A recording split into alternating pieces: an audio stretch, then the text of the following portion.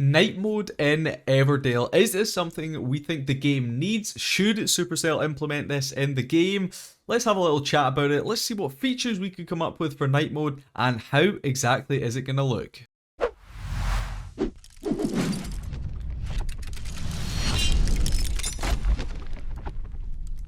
Hey guys, Alex here, otherwise known as Clash. We're still back with another Everdale video, and as you can see right next to me here, I have got a little mock-up of how night mode may potentially look here in Everdale. Now, this is pure speculation. I have nothing confirmed from Supercell. This is just completely just an idea I had in my head, and I've seen the idea kind of kicking about. It's a little bit on Reddit. I've seen it on Discord as well, so it's something that I've been thinking about quite a lot, night mode in Everdale, and I think probably it's crossed your guys' mind at some point as well. Now, if you've played Clash of Clans, like me, at some point you've probably gone ahead and played Builder Base as well. Now, Builder Base basically has a much darker theme than the main Clash of Clans village, and that's kind of what I'm thinking here for Everdale, but rather than just two different villages, you just have a sort of cycle, so a relatively normal nighttime cycle. You'll have day mode and you'll have night mode. Now, I have made a little mock-up here of how potentially night mode might look. So, of course,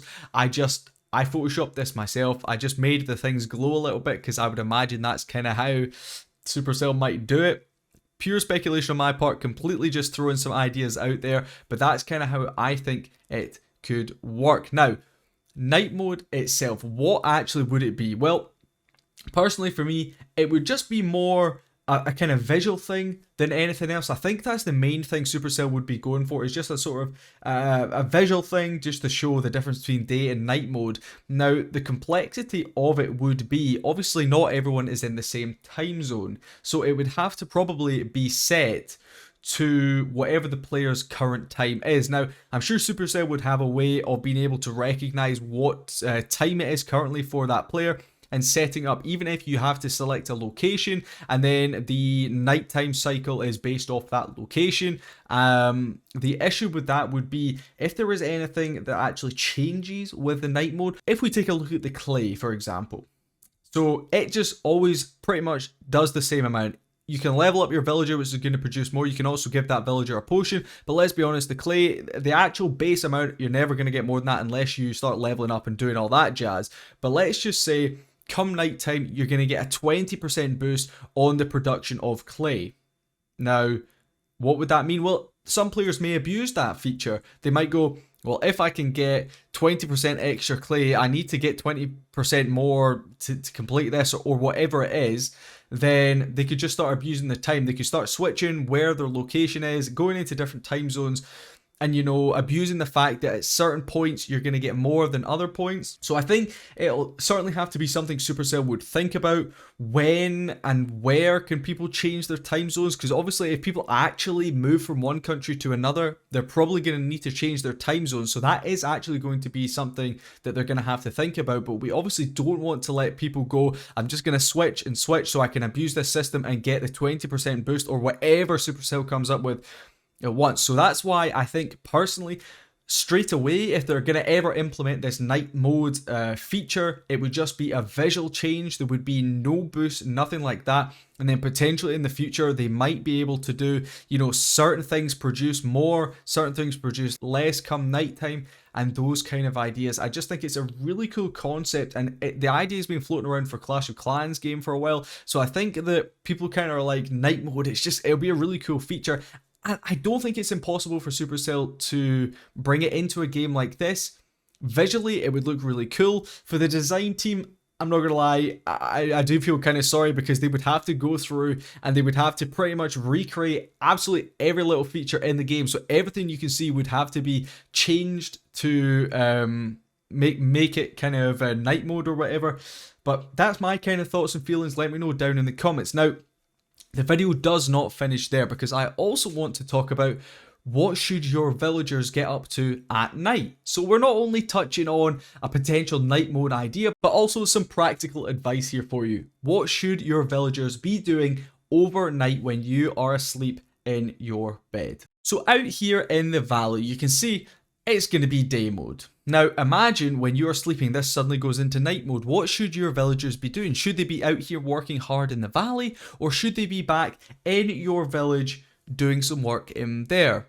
Now, personally, the way I have looked at doing things is during the day when I'm going to be able to come on and I'm going to be able to constantly complete reputation tasks, I make sure that I always have people on the main kind of resources. That is, of course, stone, woods, clay, then bricks and planks, which you can get from the stone, not the stone, the wood and the clay.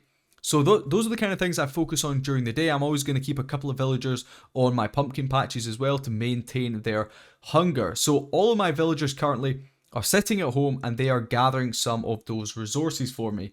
However, come nighttime is when I switch things up. Overnight, of course, I don't want to just completely max out on these resources and have my villagers idling for a long period of time. So come nighttime, what I tend to do is I will have a little scroll through everything that you can do here in the valley. Now, I do have a gift to send, so we're going to go ahead. Blue die, of course. Glad you're with us. Let's send that one off to Masquerade Party right there. But what you can do is usually I will go through. I've got 35 of that.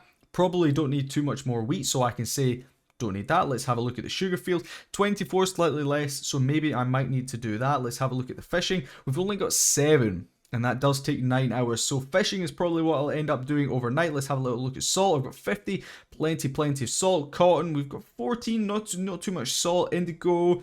We've only got 8. So I would say probably come nighttime for me tonight, I'm going to focus here on the fishing hut. Now, I won't only put one villager. Whatever I've got the least amount of, and I need to build up a lot of stock, I will put 3 villagers on that. So you click assign villager. Now, of course, you need a certain amount of rep to add additional villagers, but at the stage I am at, I've got 32,000 rep. I'm not actually sure when you get that third. You'll be able to scroll back and have a look, or scroll through and check when you're able to get it. But what I tend to do is I'll put 3 villagers on this. Now, let's just say it would be Warren, Charles, and Shona, for example. Those 3 villagers, I'm going to have 4 villagers left. Now, out of those 4, I'm going to need to leave, for example, I would leave Faye on one of the pumpkin patches, and I would leave Rhonda through on my research. You never ever want to take someone off your research. You want that going constantly. And of course, we don't want Rhonda to run out of food and go hungry, so we have to keep someone on the pumpkin patches, which leaves us with 2 villagers. And usually those other 2 villagers, I will space them out. I'll put one on something and one on the other. Now, what that does is it means when I wake up in the morning, which however many hours later, let's just say it's going to be 9 hours later from when I go to sleep, I'm going to be able to come on, I'm going to be able to claim all of that, and it's going to be 3 times however much it takes. So 3 times 12 is 36. So I'll be getting 36 fish in those 9 hours. Now, otherwise, your villagers would have been sitting in. They would have been doing some resource work early on.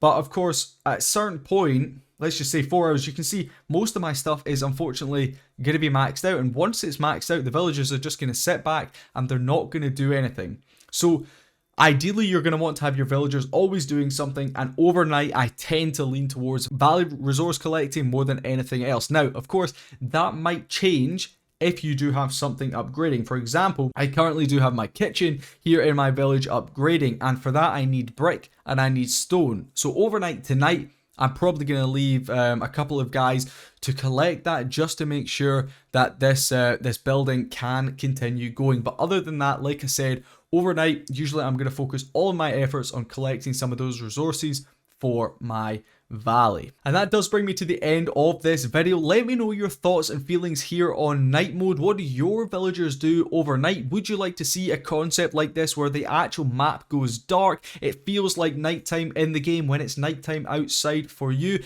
Is there any boosts you think should come along with this night mode? Let me know down in the comments your thoughts and feelings. Make sure you guys like the video too. Really would appreciate that. Subscribe for more Everdale content, and I'll catch you guys through in the next video. Peace.